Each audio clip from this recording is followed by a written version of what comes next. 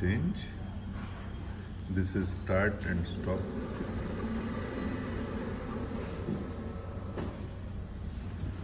Okay. This is low level. So here we define. This is low level, this is safety level.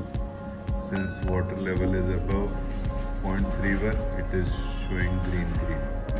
And here now we have given a level bypass switch. It can be into condition. All things will change once we log in. So before login, we will just put the pump to menu to start. Go back and we remove. So now the fault message is there.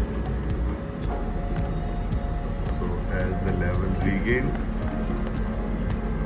arrow turns green, motor starts.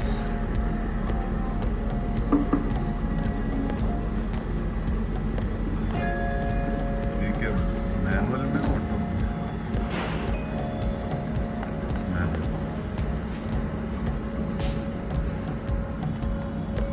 in manual nothing happens. In auto we press again, go back to yes, and now if there is motor stops, turns red. After timer, motor starts again. Now with login, 1, 2.